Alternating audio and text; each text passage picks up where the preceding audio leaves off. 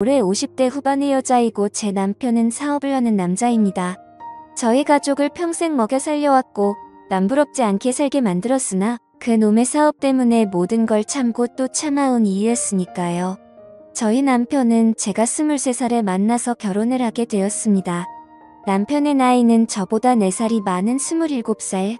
어머니 친구분의 소개로 만났던 남편은 작은 키에 다부진 성격을 가진 남자였습니다. 제가 남편을 선택했던 이유는 그 당시에 큰 야망과 계획성이 있었습니다. 제 주변의 남자들에게서는 볼 수 없었던 끊임없는 목표를 향한 집념을 보고 이 남자라면 적어도 내가 굶어 죽지는 않겠다는 생각이 들어서 결혼을 했었죠. 저의 생각처럼 남편은 멈추지 않았습니다. 항상 직진밖에 모르는 바보처럼 자신이 하고 싶었던 사업에 대해서 설명하던 남자가 제 남편이 되자 어느새 저도 그 남자의 꿈에 동참하고 있더군요. 남편이 밖에서 영업을 하고 배달도 하는 동안 저는 안에서 하나하나 물건을 맞추느라 잠도 못 잘 지경이었고 재고가 하나라도 틀어지면 밤을 새울 정도로 스트레스가 받을 지경이었습니다. 그런 저희의 노력이 통하였는지 사업은 점차 풀리기 시작했고 저희의 살림살이도 점점 나아지기 시작했습니다. 그러나 그만큼 남편도 변해가더군요.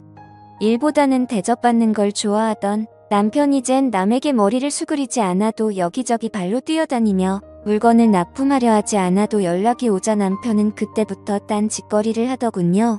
저는 오히려 관리자로서 사업 규모가 확장되고 제 밑에 여러 명의 직원이 붙었으나 어떻게 오너로서 직원들에게 모든 관리를 맡기겠습니까? 직원들이 물건 하나 없어졌다 저처럼 할 것도 아닌데요. 실제로 가게의 직원들이 물건을 빼돌린 적도 몇 번이나 제가 잡아낸 적도 있기에 저는 규모가 커질수록 제가 너무나도 스트레스를 받더군요. 그렇다고 이 일을 저도 남편처럼 팽개치자니 앞으로 남고 뒤로 까먹는 사업이 될까봐 이러지도 저러지도 못하는 차지였습니다. 그러나 남편은 얌체처럼 제 일에 대해서는 하나도 도와주지 않았으며 시장 조사를 하러 간다는 핑계만 대고 여기저기 사장들끼리 어울려서 놀러다니고 매번 술을 먹고 늦게 들어오기 일쑤였죠. 그러다가 어떤 술집 여자랑 깊은 관계까지 간 적도 있었습니다. 그걸 알고 저는 도저히 참을 수가 없어서 남편에게 이혼하자고 말하자 남편은 사업을 하다 보면 사업적으로 이런 일이 어쩔 수 없는 관행처럼 일상다반사라며 꼭 그렇게 빡빡하게 할 이유가 있냐며 너무 의미 부여하지 말라는 말에 속이 미어 터졌지만 저는 참을 수밖에 없었습니다. 종종 정말 이혼 충동이 몇 번 시기고 들었지만 저희 일이 그때 고3이었습니다. 아이들은 이유도 모르고 새벽 내내 소리 지르고 있는 저에게 너무 시끄럽다고 적당히 좀 하자고 하는 말에 저는 서러움에 눈물이 났지만 참을 수밖에 없었어요. 아이들에게 미안하다고 하고 혼자서 그 분노를 쌓았습니다. 그러다 이 인간이 심지어 살림까지 차린 여자가 있다는 걸 알게 되었습니다. 매일 9시에 출근해서 오후 3시 되면 퇴근하던 인간이 어느 날부터인가 회사에도 잘 안 나오고 친구들이랑 골프 여행을 간다고 훌쩍 떠나버리고 하더군요. 알고 봤더니 내연녀가 생겼던 겁니다. 그것도 집까지 구해서요. 내연녀도 못 살거나 그런 여자도 아니고 식당집을 하나 운영하던 여자였습니다. 그것도 엄청 커다란 고깃집을요. 둘 다 돈 있는 인간들이다 보니 서로 돈을 모아 집까지 구해서 그곳에서 둘이 미래를 즐겼더군요. 제가 더욱 경악스러웠던 건 그 여자는 가정도 있고 딸도 있는 유부 여자였습니다. 저희 가족하고는 돈이 아깝다며 단 한 번도 제대로 된 곳을 가본 적 없는 고급 레스토랑부터 휴양지까지 아주 하고 싶은 건 다 하고 다녔더군요. 이걸 어떻게 해야 하나 정말. 막막하던 찰나 저희 아이들도 이 사실을 다 알게 되었습니다. 자식들도 이제는 성인이니까요. 그래서 엄청나게 싸움을 했었죠. 저희 큰아들은 아버지를 밀쳐대며 고등학생 땐 뭔지도 몰라서 그냥 넘어갔는데 엄마의 고통을 모르냐며 왜 이런 짓을 반복하냐며 소리를 질러대자 남편이란 인간은 뻔뻔하게도 아버지로서의 권위만 내세우며 오히려 아들을 혼내더군요. 그리고는 아들들에게 너네도 커서 결혼하면 알거라고 어쩔 수 없는 거라며 말을 하더군요. 결국 그날 이후로 남편은 집을 나가서 살기 시작했고 제가 당장 이혼하자고 했으나 곧 죽어도 이혼하면 회사가 망하니 어쩌냐 하면서 이혼만큼은 안 된다고 그냥 저보고도 다른 남자 만나서 자기처럼 살라고 합니다. 그 상간녀는 남편처럼 집을 나온 건 아닌 것 같고 가끔씩 만나는 것 같더군요. 이제 미래 장소가 아주 대놓고 남편의 집이 되어버린 거죠. 그러자 아들들이 저를 위로해주며 꼭 벌받게 할 거라고 하더니 이런 일이 생기는 몰랐습니다. 그 정신나간 남편 놈도 망연자실 할 일이 생긴 거죠. 어느 날 남편이 저희 집에 갑자기 쳐들어와서 난리를 피우는 겁니다. 막내 녀석 어디 갔냐고요. 남편의 전화에 집으로 들어온 막내. 그런 막내인 둘째 아들을 보자마자 남편 놈이 소리를 질러대며 대체 무슨 짓을 한 거냐고 난리를 치더군요. 자초지종을 들어보니 저희 둘째 아들 막내가 그 상간녀의 딸을 꼬신 겁니다. 그것도 임신까지 시켜서요.